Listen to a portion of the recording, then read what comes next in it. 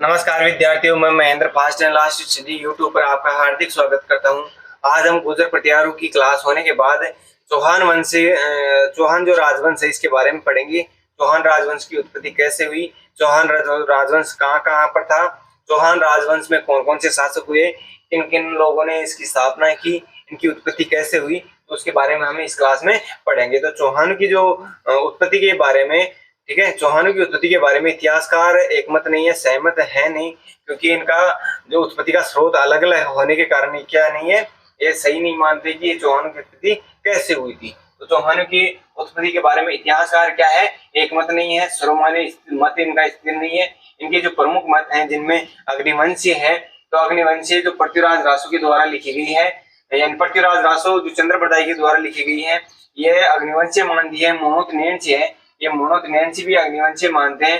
सूर्यमल मिश्रण जिन्होंने बूंदी का इतिहास लिखा है, ठीक है, ये भी क्या बताते हैं, अग्निवंशीय बताते हैं। ये सभी के सभी लोग कहते हैं कि जो माउंट आबू, ठीक है, आबू का एक ऋषि था वशिष्ठ ऋषि नाम से, तो वशिष्ठ ऋषि ने एक यज्ञ किया था जिसके अंदर चौहानों को, राजपूतों को, प्रतिहारों को क्या किया था, उत्पन्न किया था। कि ठीक है, क्यों किया था, क्योंकि अपने यज्ञ को मतलब सफल बनाने के लिए, ठीक है, जो दानव थे यानी राक्षस लोग थे, वो उसके यज्ञ के अंदर क्या करते थे, अपवित्र चीजें डाल देते थे। उनसे बचने के लिए इन्होंने क्या किया था, अगला है सूर्यवंशी।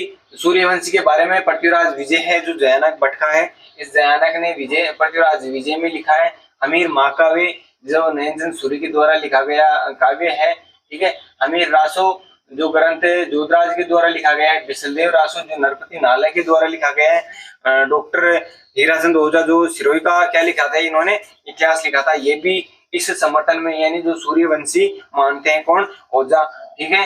तो इनको कौन कौन मानते हैं, पृथ्वीराज विजय मानता है, हमीर महाकाव्य मानते हैं, जो हमीर रासो ये मानता है, बिसलदेव रासो है नरपति नालय का, ये किससे उत्पत्ति मानते हैं, चौहानों की सूर्यवंशी मानते हैं कि जो चौहान थे इनकी उत्पत्ति सूर्यवंशी हुई थी, ठीक है। सूर्यवंशी राम और जो उसके पुत्र लव और कुश थे, उनके वंशज क्या है, सूर्यवंशी थे, तो याद रखेंगे आप। अगला है विदेशी। विदेशी को विदेशी लोग ही मानेंगे, तो राजस्थान का जो इतिहास लिखने वाले कर्नल जेम्स टोड है, वो वी.ए. स्मिथ, विलियम क्रुक, इन 3 लोगों ने क्या माना है कि विदेशी जाति के थे। चौहानों की जो रस्में हैं, रिवाज हैं, वो विदेशियों से मिलते जुलते होने के कारण उनको, चौहानों को क्या बताया है, विदेशी बताया। किन लोगों ने बताया है, तो कर्नल जेम्स टोड ने बताया है, वी.ए. स्मिथ ने बताया है, विलियम जो क्रुक हैं, इन लोगों ने क्या बताया कि इनकी रस्म है, इनकी रिवाज है, इनका जो समाज है चौहानों का किन से मिलता जुलता है, विदेशियों से मिलता जुलता होने के कारण ही क्या बता दिया कि ये विदेशियों की संतान है या विदेशियों से इनकी उत्पत्ति हुई है। तो चौहानों को अग्निवंश से भी इन्होंने बताया, किसने, कर्नल जेम्स टोड ने चौहानों को क्या माना है कि अग्निवंशी भी हो सकते हैं, या इन्होंने मान लिया है। और जो ये चौहान है उनके बारे में कर्नल जेम्स टोड कहते हैं कि जो मध्य एशिया से आए थे, तो मध्य एशिया से कौन आए थे, विदेशी आए थे, तो मध्य एशिया से इनको आया हुआ बताते हैं कौन, colonel James Tod. Colonel James Tod के बाद ब्राह्मण वंशी आता है, यानी ब्राह्मण वंशी कौन कौन बताते हैं, जान कवि जिन्होंने कायम खां रासो लिखा है, तो जान कवि कायम खां रासो के अनुसार ब्राह्मण वंशी बताते हैं, ठीक है। दशरथ शर्मा बताते हैं, डॉक्टर भंडारकर बताते हैं, बिजोलिया का जो अभिलेख है, हमने पिछली क्लास में पढ़ा कि राजपूती की उत्पत्ति का बारे में भी बताते हैं, जो चौहानों की उत्पत्ति के बारे में पहले ही पढ़ लिया है ना। इस बिजोलिया के शिलालेख में चौहानों की उत्पत्ति बताई है कि चौहानों की उत्पत्ति हुई है, ठीक है, ब्राह्मण वंशीय हुई है। चंद्रावती का जो लेख है ये दशरथ शर्मा के द्वारा लिखा हुआ है, चंद्रावती के लेख में भी ब्राह्मण वंशीय बताया है। कायम खां रासो में जो चौहान थे, चौहानों की उत्पत्ति जो जानकारी के द्वारा लिखा गया है, उसमें ये तक बता दिया गया कि जो ये वत्स्य गोत्र से थे, कौन से गोत्र से थे, चौहान कौन से गोत्र से थे, वत्स्य गोत्र से ये चौहान थे। इनकी पुष्टि करने के लिए जो सुंडा का एक अभिलेख है, एक आबू का अभिलेख है, ये दोनों के दोनों अभिलेख इसका सहयोग करते हैं, पूरा इसका समर्थन करते हैं। अगला है चंद्रवंशी। चंद्रवंशी हांसी का जो शिलालेख है, अंचलेश्वर जो आबू के अंदर लगा हुआ जो शिलालेख है, ये दोनों के दोनों जो शिलालेख है वो चंद्रवंशी इनको बताते हैं। इंद्रवंशी में रायपाल जो शेवाड़ी पाली के अंदर एक अभिलेख लगा हुआ है, वो इसको इंद्रवंशी बताता है, ठीक है। एक आती है जो खज जाति, इस खज जाति से डॉक्टर भंडारकर बताते कि इनकी उत्पत्ति खज जाति से हुई थी। किस जाति से हुई थी, खज जाति से। बताने वाले कौन है, डॉक्टर भंडारकर हैं।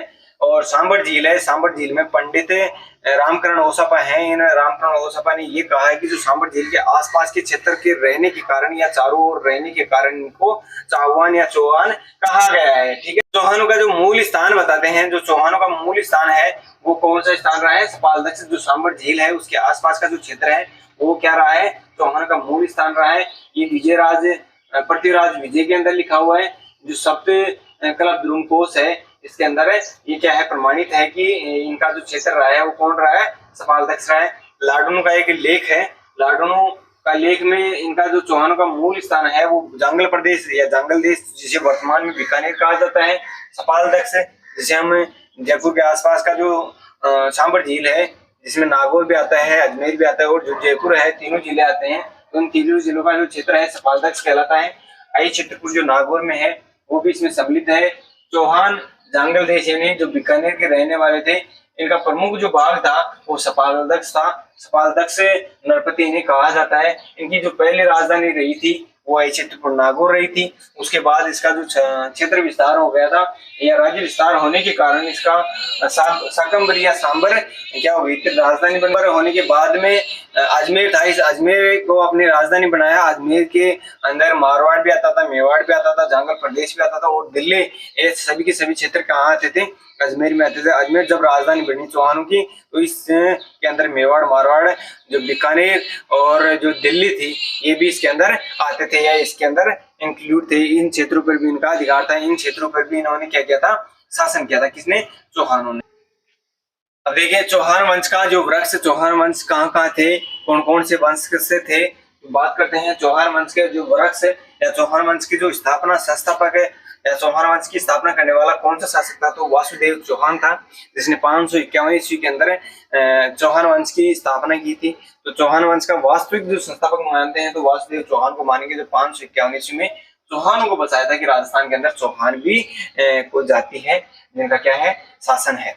तो अलग अलग स्थान पर अलग अलग शासक हमें देखने को मिलेंगे। नाडोल के चौहान, नाडोल के जो चौहान है वो उनका जो संस्थापक लक्ष्मण था, जिसने 960 ईस्वी में यानी गुजर पटियारों की जो क्या थी शक्ति क्षीण होने के बाद में इन्होंने नाडोल के जो चौहान, नाडोल पाली में पड़ता है, नाडोल के चौहान की स्थापना किसने की? लक्ष्मण ने की थी। तो नाडोल के बाद जालोर के जो चौहान थे वहां स्थापना कीर्तिपाल ने 1181 ईस्वी में की थी। शिरोई के जो चौहान है उनकी स्थापना लुम्बा ने की थी 1311 ईस्वी के अंदर। सिवाड़ा जो बाड़मेर में है यहाँ के भी चौहान है। बूंदी के चौहानों की स्थापना किसने की थी? देवा चौहान ने कब की थी? 1241 ईस्वी में की थी। कोटा के जो चौहान, कोटा में स्थापना करने का जो श्रेय जाता है वो माधो सिंह को जाता है, जिन्होंने 1631 ईस्वी में क्या की थी? इनकी स्थापना की थी। अजमेर के चौहान के बारे में आप जानते हैं, यह चौहान है वो अजयराज ने 1113 ईस्वी के अंदर राज ने क्या की थी? संस्थापक था यह अजयराज। रणथंभौर के चौहान में जो गोविंद राज था जो पृथ्वीराज तृतीय का पुत्र था। ठीक है, पृथ्वीराज तृतीय ने जो तराइन के 1151 और 1152 में 2 युद्ध लड़े थे, तराइन का युद्ध। ठीक है, जिसके अंदर पृथ्वीराज तृतीय की 1151 में क्या हुई थी? विजय हुई थी, जबकि 1152 में मोहम्मद गोरी की विजय हुई थी। ये हार गया था पृथ्वीराज तृतीय और पृथ्वीराज तृतीय को क्या कहाँ ले गया था? गजनी ले जाकर उसकी आंख फोड़ी थी। ठीक है, यानी उसकी मृत्यु के बाद गोविंद राज था, ये इसका पुत्र था, किसका? पृथ्वीराज तृतीय का। इसने अलग से जाकर यानी रणथंभौर जो सोयमाधपुर है यहाँ जाकर इसने क्या की थी? 1154 ईस्वी में चौहान वंश की अलग से नींव डाली थी, क्योंकि अजमेर को इसको छोड़ना पड़ा था, क्योंकि यहाँ पर इसके पिता जो पृथ्वीराज तृतीय था इसकी क्या हो गई थी? मृत्यु हो गई थी। इसको बंदी बना लिया गया था, किसके द्वारा?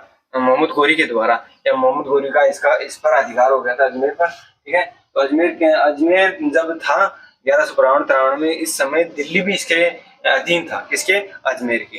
तो याद रखेंगे इस बात को। तो धन्यवाद, आपको समझ में आ रही होंगी क्लासें।